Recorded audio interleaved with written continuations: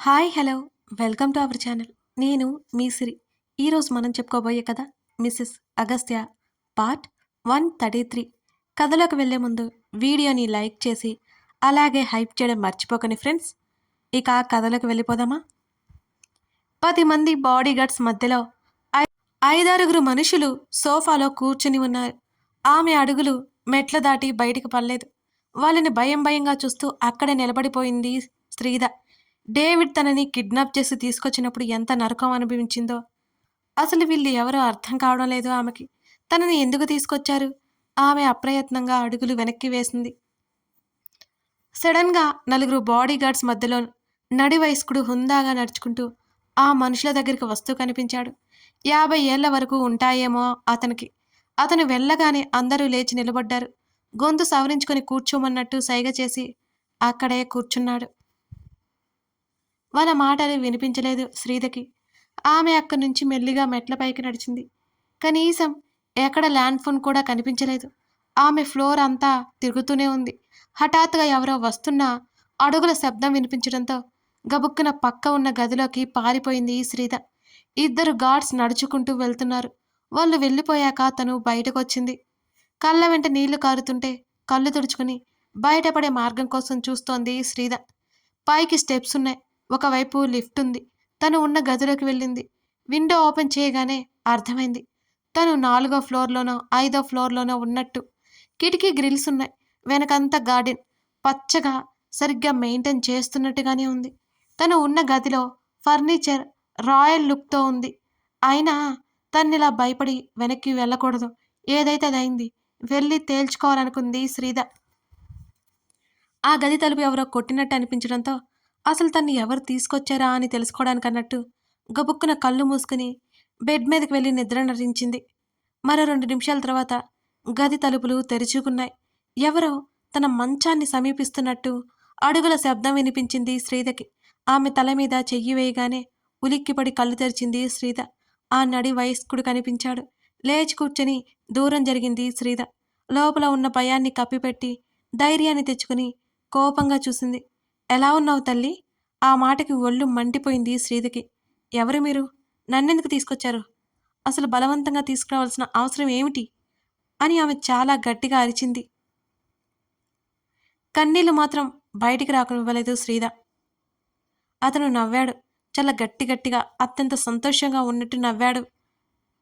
తయారైరా, tiffin చేద్దాం అంటూ లేవగానే నేను రాను, మర్యాదగా నువ్వెవరో చెప్పు. ఆమె కోపంగా అరవడంతో గార్డ్స్ ముందుకొచ్చారు.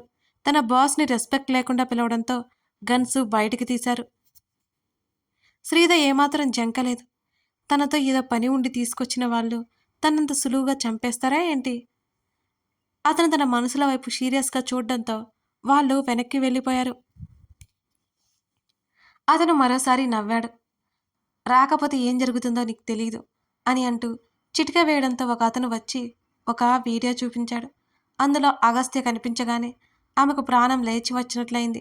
ఆ ఫోన్ లాక్కోవాలని చూసిన ఆమెకు ఇవ్వలేదు. అగస్త్య కణత మీద గన్ ఎయిమ్ చేసినట్టు లేజర్ లైట్ కనిపిస్తోంది. ఒక్కసారిగా శ్రీద శరీరం జల్దరించింది. నో! ఆమె అరిచింది. అగస్త్య కారు పక్కనే నిలబడి ఫోన్ మాట్లాడుతున్నాడు. ప్రమాదం గమనించలేదు. చెప్తాను, వస్తాను అని ఆ ఫోన్ విసిరికొట్టింది. అందరూ ఆశ్చర్యంతో చూడగానే అతను నవ్వి వెల్డన్ అని వెళ్ళిపోయాడు. శ్రీద ఆశ్చర్యంతో నోరు తెరుచుకుంది. వాళ్ళంతా నిష్క్రమించిన తర్వాత ఒక లేడీ వచ్చింది. శ్రీదకి డ్రస్సు కావలసిన వస్తువులన్నీ తెచ్చి అక్కడ పెట్టేసింది. మేడం, స్నానం చేయించమంటారా అని అనగానే శ్రీద ఉరిమి చూసింది. Get lost! శ్రీద అరవడంతో ఆ అమ్మాయి వెళ్ళిపోయింది. అరగంట తర్వాత ఫ్రెష్ అయి ఉండగానే 2 అమ్మాయిలు వచ్చి శ్రీదని కిందకి తీసుకెళ్లారు. 50 మంది కూర్చునేలా ఉన్న డైనింగ్ టేబుల్ చూసి కళ్ళు తిరిగినంత పనైంది శ్రీదకి. తన ఇల్లే చాలా పెద్దది. తన తండ్రి 10 మందికి సరిపడేలా ఏర్పాట్లు చేస్తే ఇక్కడ దానికి 4 రెట్లు పెద్దగా ఉంది. రామ్మారా అంటూ పిలిచాడు ఆ వ్యక్తి. అనుమానంగానే చూస్తూ కుర్చీలో కూర్చుని ఫుడ్లో ఏ విషయమో పెట్టి నన్ను చంపేరుగా అని అంది శ్రీద.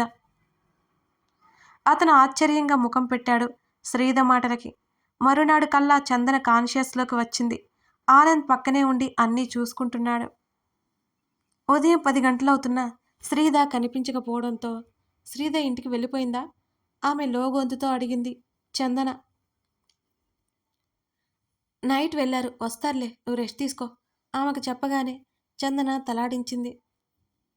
ఆమె బ్రతికి తిరిగి వస్తుందా అనే భయం కూడా సర్జరీ చేసేటప్పుడు కలిగింది చందనకి.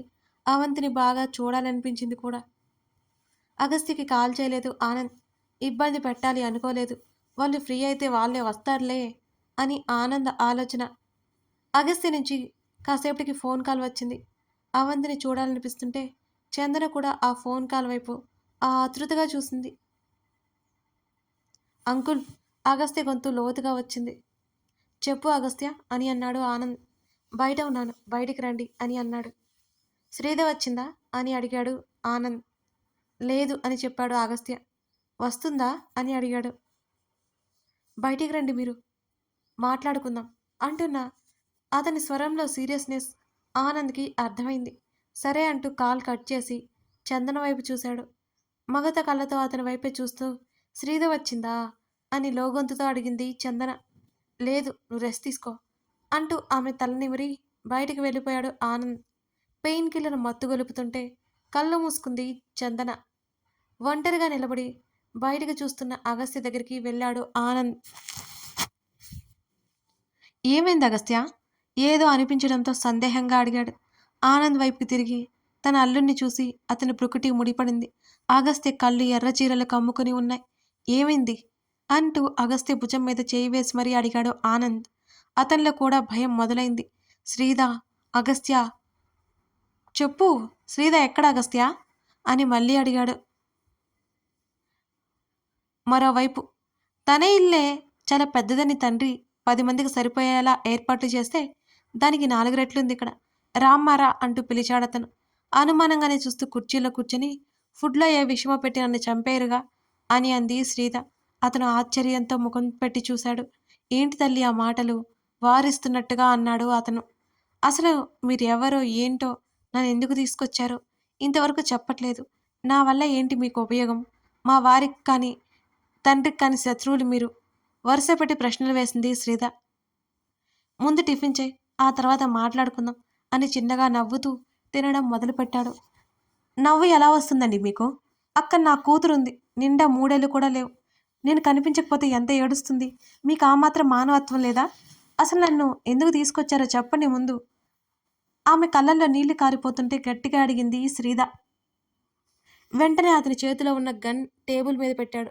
శ్రీధ ఏమాత్రం బెదరలేదు. ధైర్యం ఎక్కువే అంటూ నవ్వాడు ఆయన. తిన్న తర్వాత నువ్వు అడిగిన ప్రశ్నలన్నిటికీ సమాధానం ఖచ్చితంగా చెప్తాను అన్నాడు. సర్వెంట్ వడ్డించారు. ఏదో కాస్త తిని మిన్నుకుండిపోయింది శ్రీధ. అక్కడ తన కూతురు ఏం చేస్తుందో, అగస్త్య తన కోసం ఎంత కంగారు పడుతున్నాడో అనేది ఆమె ఆలోచన. మరోవైపు తన తండ్రి, తన తల్లి ఎంత వేదన చెందుతున్నారో. ఆయన నిదానంగా టిఫిన్ చేసి లేచాడు. ఆయన వెనకాల నడిచింది శ్రీధ.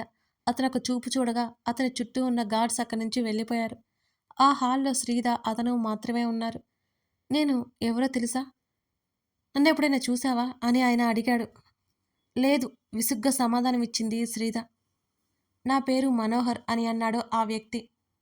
మీ వివరాలతో నాకేం పని? ముందర నన్ను అసలు ఎందుకు తీసుకొచ్చారో అది చెప్పండి చాలు. అసలు ఊరుకొని మన శ్రీధ ఆవేశంతో ఊగిపోతూ అడిగింది. చెప్తాను బేబీ, చెప్తాను అన్నాడు. దయచేసి నన్ను అలా పిలవకండి, నా తండ్రి మాత్రమే నన్ను అలా పిలవాలి అంటూ ఆయన వైపు కోపంగా చూసింది శ్రీధ. అతని ముఖంలో నవ్వు మాయమైపోయింది. కోపం ప్రత్యక్షమైపోయింది. ఎందుకు తీసుకొచ్చాను అని అడుగుతున్నావు కదా, చెప్తాను విను అంటూ సోఫా పై నుంచి పైకి లేచి దీర్ఘంగా శ్వాస పీల్చి, నువ్వు నా కూతురివి, నా రక్తం పంచుకు పుట్టిన కూతురివి అన్నాడు మనోహర్. అతని మాటలకు శ్రీధ కళ్ళు చిన్నవి చేసింది. పిచ్చిగా నీ పట్టలేదు కదా మీకు? నేను మీ కూతురునంటి. మా డాడీ పేరు ఆనంద్, ఆనంద్ వర్మ అని గట్టిగా అరిచెప్పింది శ్రీధ. లేదు, నువ్వు నా కూతురు శశిరేఖవి అంటూ గాల్లోనే తుపాకీ పేల్చడంతో శ్రీధ చెవులను గట్టిగా మూసుకుని చేతులు చెవులకు అడ్డుపెట్టుకుంది.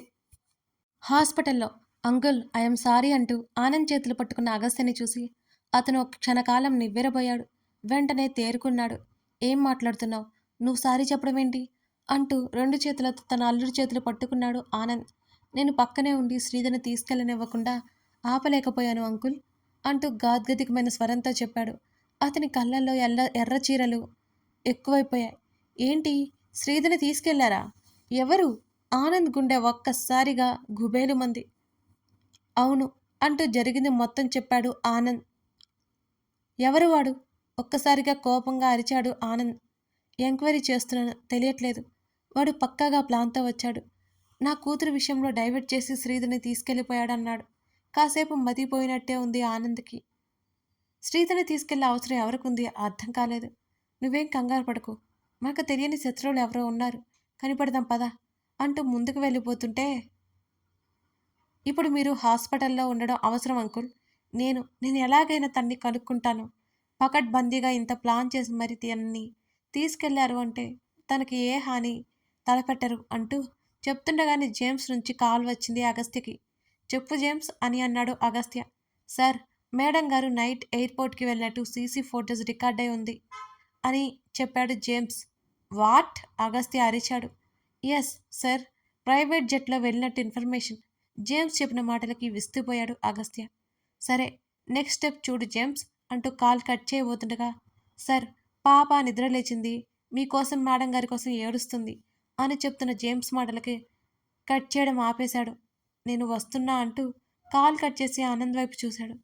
అవంతి ఇప్పుడు ఎక్కడుంది అని అడిగాడు ఆనంద్. హాస్పిటల్లో ఉన్న విషయం చెప్పి నేను తన్ని మా నాన్నమ్మ దగ్గరికి పంపిస్తాను అంటూ దూరం జరిగాడు. అగస్త్య వెళ్ళగానే తన ఇన్ఫ్లుయెన్స్ యూజ్ చేసి తన కూతురి కోసం వెతికించే పనిలో పడ్డాడు ఆనంద్. చందనకి ఏ సమాధానం చెప్పాలి అని ఆలోచిస్తూ లోపలికి వెళ్ళి ఆమె నిద్రపోయి కనిపించడంతో ఆనంద్ ఊపిరి పీల్చుకున్నాడు. తన కూతుర్ని తీసుకెళ్లిన వాళ్ళని వదిలిపెట్టకూడదు అని గట్టిగా నిర్ణయించుకున్నాడు ఆనంద్. నువ్వు నా కూతురివి, నా రక్తానివి, నా రక్తం పంచుకు పట్టిన కూతురివి అంటున్న మనోహర్ మాటలకి శ్రీధ కళ్ళు చిన్నవి చేసింది. పిచ్చిగానే పట్టలేదు కదా మీకు? నేను మీ కూతురేంటి? మా డాడీ పేరు ఆనంద్ వర్మ అని గట్టిగా అరిచి చెప్పింది శ్రీధ. లేదు, నువ్వు నా కూతురు శశిరేఖవి అంటూ గాల్లోనే తుపాకీ పేల్చడంతో శ్రీధ చేతులను చెవులకు గట్టిగా అడ్డుపెట్టుకుంది. తుపాకీ శబ్దం ఆగడంతో తల ఎత్తి చూస్తుంది. ఆ గన్ విసిరి అవతల పడేశాడు మనోహర్. తల తిప్పి చుట్టూ చూసింది శ్రీధ. ఎన్నో ఖరీదైన వస్తువులు ఆ తుపాకీ గుళ్ళ దాటికి బలైపోయాయి. మీరు నన్ను ఎంత భయపెట్టినా మీరు నా తండ్రి కాదు, కాలేరు, శ్రీధ పచ్చగా చెప్పింది. బేబీ అంటూ వస్తున్న కోపాన్ని తగ్గించుకుంటూ పిలిచాడు. దయచేసి నన్ను అలా పిలవద్దని చెప్పానా? నా తండ్రి ఆనంద్, ఆనంద్, ఆనంద్. మీరు నన్ను చంపినా ఇదే నిజం, చిరాగ్గా అరిచింది శ్రీధ. లేదు లేదు లేదు బేబీ, నువ్వు నా కూతురివి. ఆనంద్ నిన్ను తీసుకెళ్ళిపోయాడు నన్ను మోసం చేసి అంటున్న అతని వైపు ఉరిమి చూసింది. మిమ్మల్ని మోసం చేసి నన్ను తీసుకెళ్ళినా సరే ఆయనే నా తండ్రి, ఆయనే నా తండ్రి, ఇంకెవరో నా తండ్రి అస్సలు కాలేరు అంది శ్రీధ. అదే సమయంలో రూమ్లోకి ఎవరో వచ్చారు. సార్, మిమ్మల్ని కలవడానికి రూరల్ పార్టీ ఎమ్మెల్యే గారు వచ్చారు అని చెప్తున్న అతని మనిషి చెంప పగలగొట్టాడు మనోహర్. చెంప మీద చేయి పెట్టుకొని చూస్తుంటే, నాతో ఎవరున్నారో చూసుకోవా, తెలీదా నీకు? గెట్ లాస్ట్ అని అరిచాడు మనోహర్. శ్రీధ అసహనంగా ముఖం తిప్పుకుంది. ఆ వ్యక్తి తలాడించి వెళ్ళిపోయాడు. నువ్వు నమ్మినా నమ్మకపోయినా ఇదే నిజం బేబీ, ఇదే నిజం, నువ్వు నా శశిరేఖవి అన్నాడు. డిస్గస్టింగ్. విసుగ్గా ముఖం తిప్పుకుంది శ్రీధ. నువ్వు ఇన్ని మాట్లాడుతున్న నా కూతురివి కాబట్టి ప్రాణాలతో ఉన్నావు అని ఆనంద్ గంభీరంగా అన్నాడు. అయితే ఇప్పుడు ఏమంటారు అంది శ్రీధ. నిర్లక్ష్యంగా చూసింది అతని వంక. నేను నీ తండ్రిని బేబీ, ఆర్తిగా చెప్పాడు.